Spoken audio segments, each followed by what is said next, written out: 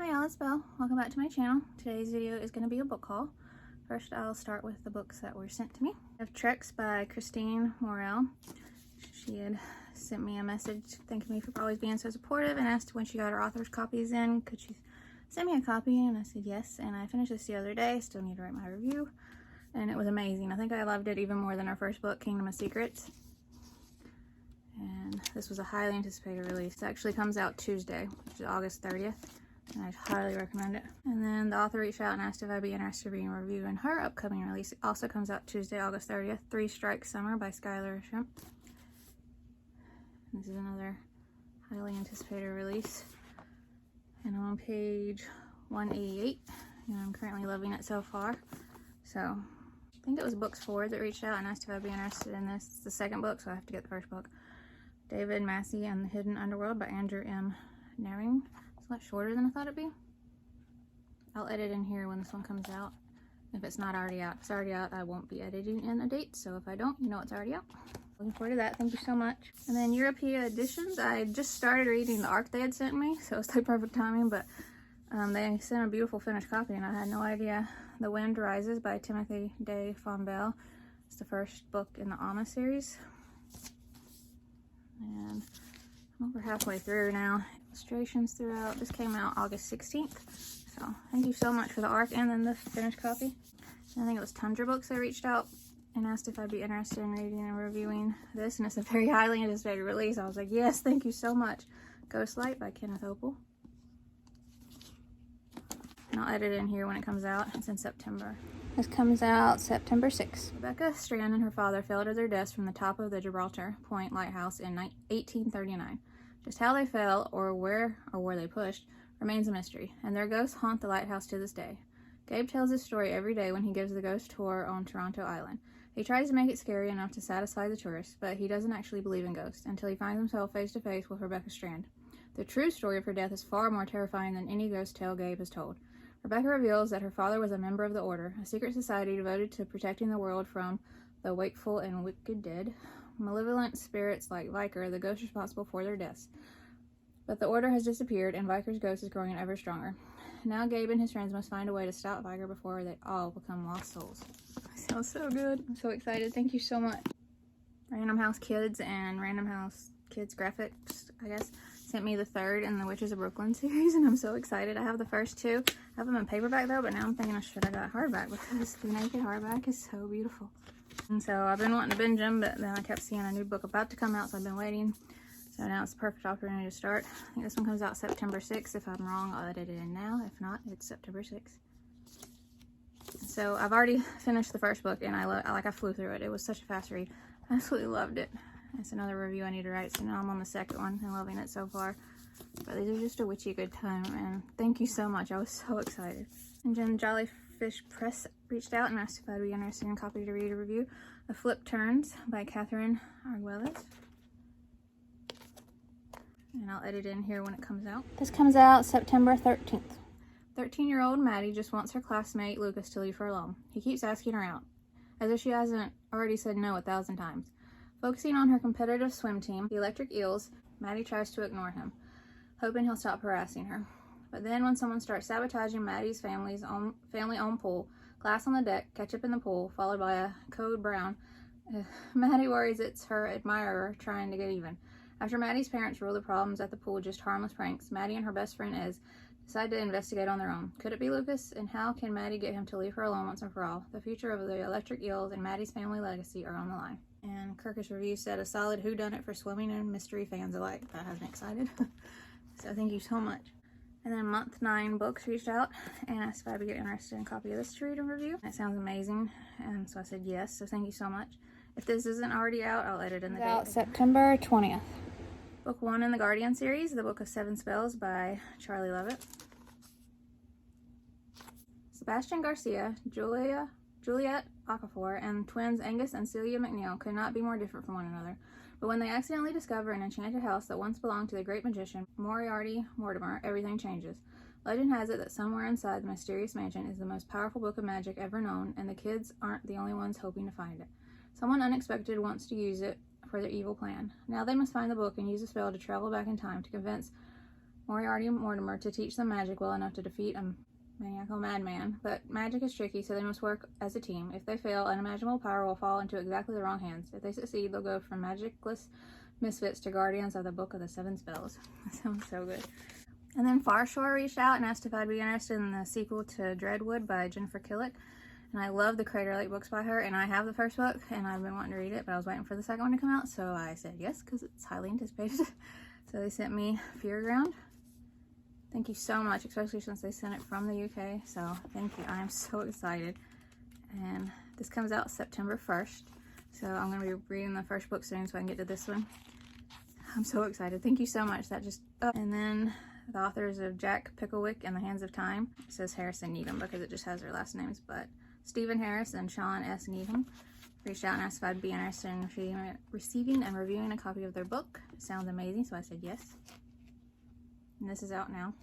1899 London. The past, present, and future of all life is controlled by an ancient device hidden for centuries. Supernatural forces are unrelenting in their search for it. When homeless 12-year-old Jack Picklewick unwittingly comes into possession of it, he finds himself thrust into the heart of a prophecy that was foretold at the dawn of time. With the guidance of a forgetful horologist, Mr. Mortimer, who claims to be Father Time, a daunting task lies ahead. Prevent the device from falling into the hands of raging Mother Nature, who schemes to rewind time and wipe out the disease that is destroying the planet, humanity. But whilst Jack and Mr. Mortimer attend to the imminent danger, a much bigger threat looms. As long as forgotten evil regains strength and prepares to blanket the universe in eternal darkness, the 11th hour has begun. Sounds so good. Thank you so much. So thank you everyone that sent me a book. I'm so grateful. Thank you so much. So now I'll get on to the sequels. I have the first two in this graphic novel series, and they look like perfect ones to binge for spooky season, especially, or anytime really. But the Pathfinder Society, the third book, The Legend of the Lost Boy by Francesco Sedita and Prescott Sarah Darian, illustrated by Steve Hamaker. This is the third in the series, so I won't read synopsis, but it just sounds so incredible. I think the second in the amazing Eddie Eckhart series, The Big Trip by Rosie Jones. Came surprised with beautiful sprayed edges. These just sound like a lot of fun and like I'll really enjoy them. Kind of bigger font and illustrated throughout. So excited for that. And I'm so excited. I was praying for a sequel and it's finally here. The Last Monsters by Dan Walker and The Light Hunters. The first book, I loved it so much, so I'm so happy there's now another one. I'm so excited. Cannot wait to read this. Grave Books, the sequel to Night Books by J.A. White. I love everything I've read by him, including Night Books, and I'm so excited that there's a sequel. I'm interested in see what he's going to do with this after the way Night Books left off. So excited this is finally out. That's all the sequels, and I found a couple books for an amazing price on Amazon. The Tangled Skein by Alta Halverson Seymour. I found this for like a few dollars on Amazon. Quislings, Nazi collaborators. Could it really be true that several members of Solveig's family were Quislings and that their own brother, Roald, had served as a Nazi spy? At the close of World War II, 15-year-old Solveig Strand returns to her beloved Norwegian village after a 5-year stay in Scotland, and she is greeted, not with open arms, but harsh words and cold looks. Now it is up to Solveig to restore her brother's good name and her family's honor, picking apart the truth about the past from the falsehoods and rumors like a tangled skein of yarn. If she succeeds, her scattered family can finally return with their heads held high as the patriots she knows in her heart they are. Sounds incredible. Another one that was just a few dollars at the time. Behind the Secret Window, a memoir of a hidden childhood during World War II by Nellie S. Toll. The Journal, The Life.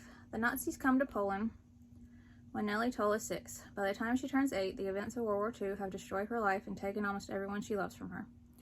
Scared, lonely, and running from the Nazis, Nellie hides in a small bedroom of a Gentile couple in Poland. For over a year, she lives in constant fear of discovery, writing in her diary and painting pictures of a colorful fantasy world filled with friends, open skies, and happy families. Illustrated with Nellie's original watercolors and photographs, this moving and powerful memoir tells a true story of how a little girl's imagination helped her survive nightmare.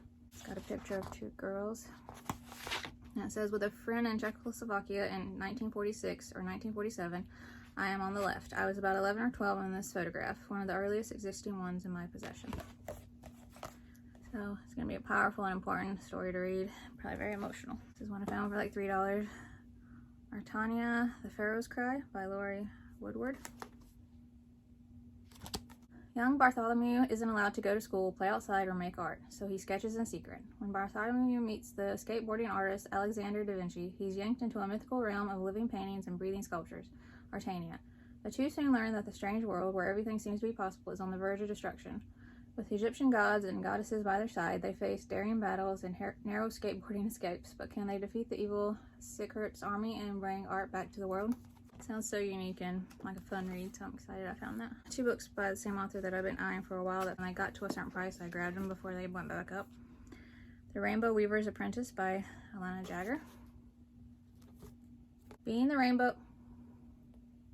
See what I'm talking about with her hairs? I don't know if you're going to see it. This is crazy. Because I got these books after she passed. Being the Rainbow Weaver's Apprentice is everything Addie's ever wished for, well, except for the chores. When she is reckless with her duties, Addie's whole village is enveloped in a strange fog spreading from the mysterious fairy tunnel that separates her village from the others. People are falling ill, and it's all Addie's fault. To fix what she's done, she must go on a dangerous journey through the fairy tunnel and find the healing magic that will save her people. But to enter the tunnel is to risk becoming prisoner of the fairies forever. Sounds incredible. And then also the same author, Conspirators Club, Book 1. For Peter Holm, life at Shadow Scary Academy is as fun as a freezing shower.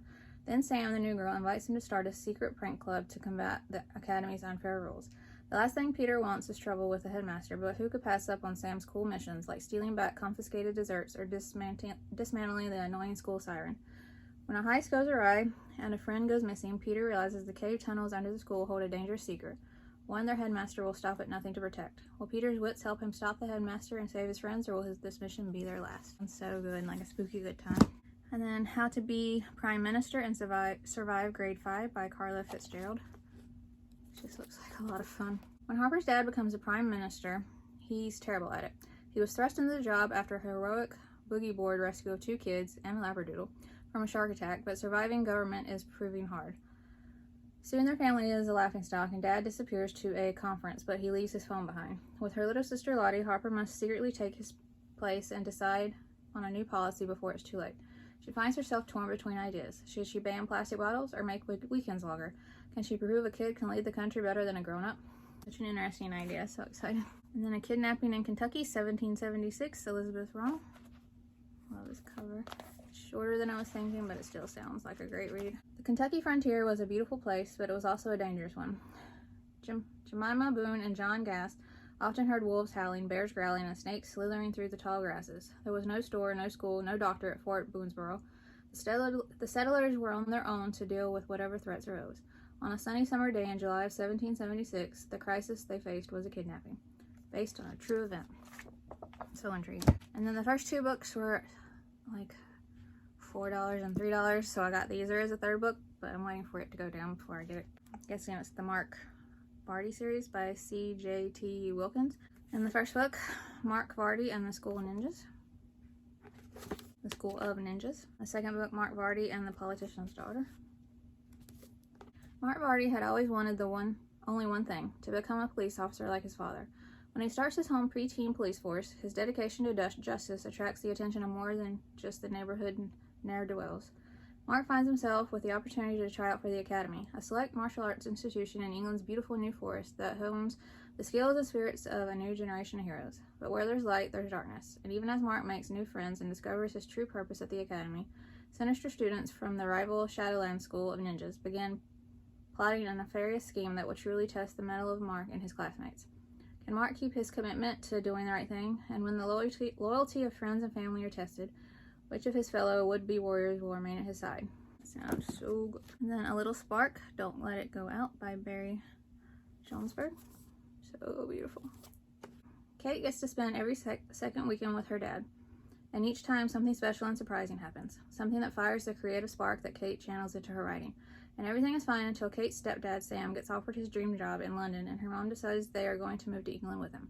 Kate must decide what she wants for herself. She loves both her parents, but she must choose between them. Sounds like a very heartwarming, emotional story. Then The Book of Wondrous Possibilities by Deborah Belle. So beautiful. Arlo lives with his uncle in a run-down flat above their bookshop. His only friend is his pet mouse, Herbert. But when a girl called Lisette bursts in and begs him to hide her from a murderer, Arlo's life changes forever. He's swept up into an adventure involving kidnappers, car chases, and a story in the book of Wondrous Possibilities, where Arlo and his sky mouth battle dragons.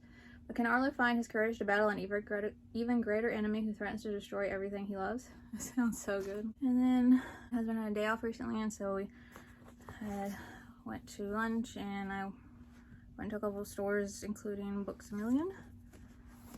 And I got 3 books. First was Girl Stuff by Lisa Harrison. It's the first in the series that I've been eyeing for a while. Wanda, Drew, and Ruthie have been nesties, next door besties, for as long as they can remember.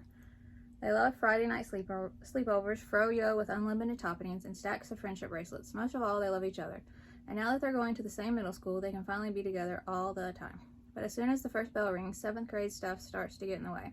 Suddenly, each nestie wants something different. Wanda wants to rule the school. Drew wants her crush to like her back. And Ruthie, who was placed in a gifted program, wants her 2 worlds to come together. Change is coming whether the friends want it to or not, because this year there's going to be girl stuff, boy stuff, and for the first time, friend stuff. Sounds so good. I've had on my wish list forever, The Last Human by Lee Bacon. In a future not too far from our own, robots have eliminated humans, and 12-year-old robot XR935 is just fine with that. Without humans, there's no war, no pollution, no crime. Every member of society has a purpose, and everything runs smoothly and efficiently, until the day that XR discovers something impossible, a human girl named Emma. Its whole life, XR has been told humans were evil and that the world was better without them. But Emma doesn't seem evil, she seems scared, and she needs its help. Now XR must embark on a dangerous voyage with Emma and 2 other robots to bring her safely to a mysterious point on a map. But how will they survive in a place where rules are never broken and humans aren't even supposed to exist? Sounds so unique. And then I've been getting a few of these authors' books over time because they just sound like a spooky good time and right up my alley. And I want to read them soon, hopefully this spooky season. But Mary Downing Hahn, and this is Hear the Wind Blow, a novel of the Civil War. On a cold, snowy night, a wounded Confederate soldier appears at a Virginia farm. 13-year-old Haswell convinces his family to take the man in, despite the danger if the enemy Yankees catch them in such a traitorous act.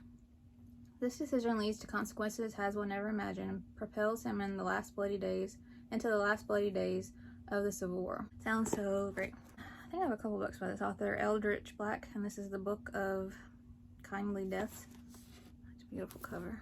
When Eliza Winter discovers the hidden room in her missing grandfather's Gothic house, it turns her world upside down. She knows she shouldn't read the strange, sinister book she found, but somewhere inside it is the answer to everything she's been searching for her entire life. The book's pages turn on their own, one terrifying tale at a time, and soon, pursued by a terrible ghoul, Eliza finds herself in the Grimwich, the midnight land of monsters. As the forces of darkness close in, can Eliza defeat the evil at the heart of the Book of Kindly Deaths before becoming a monster herself? So intrigued by that. It sounds amazing. And then One Jar of Magic by Corey Ann Haydu. I have this in hardcover and it's beautiful, but then I saw this paperback cover and it's just so beautiful. Rose Alice Anders is Little Luck, lucky to be born into the Anders family, lucky to be just as special and magical as the most revered man in town, her father. The whole town has been waiting for Rose to turn 12 when she can join them in their annual Capturing of Magic on New Year's Day and become the person she was born to be. But when that special day finally comes, Rose barely captures one tiny jar of magic. Now Rose's dad won't talk to her anymore, and her friendships have gotten all twisted and wrong. Maybe if she's away from all the magic, away from her dad telling her who she's meant to be, and who she has to be, Rose can begin to piece together what's truly real in a world full of magic. So good. I'm so happy I have this now. And then lastly, these were all in anticipated release videos, so I'm not going to read synopsis. I'm just going to show you what I got. Goblin Market by Diane Zoller. Sounds amazing. I'm so excited. The Black Slide by J.W. Ocker. I really enjoyed the Smashed Man of Dread End, so I'm really looking forward to this. It'll be a spooky good time. Tales to Keep You Up at Night by Dan Poblocki. So beautiful. Fenris and Mott by Greg Van Eekhout. Alice Eclair, Spy Extraordinaire, A Recipe for Trouble by Sarah Todd Taylor. Sounds right up my alley. The Dangerous Life of Ophelia Bottom by Susie Bauer. Running Out of Time by Simon Fox. Elsewhere Girls by Emily Gale and Nova Wheatman. Mia and the Lightcasters by Janelle McCurdy. Oh, beautiful. Daybreak on Raven Island by Flora Bradley. I love Midnight at the Barclay Hotel. I'm so excited to read something else by her. And then lastly, I got a finished copy. The author had sent me an ARC several months ago, and I love this so much. I bought a beautiful finished copy of Francis and the Monster by Reef. I love this story so much. Alright, y'all, that's it for this video. Have you read any of these? Did you like them? Did you not? Did you see any that you want to read now? Let me know in the comments. And I hope you enjoyed the video. And if you would like to subscribe, I would love that if you'd like to. And I'll see you in my next video. Bye.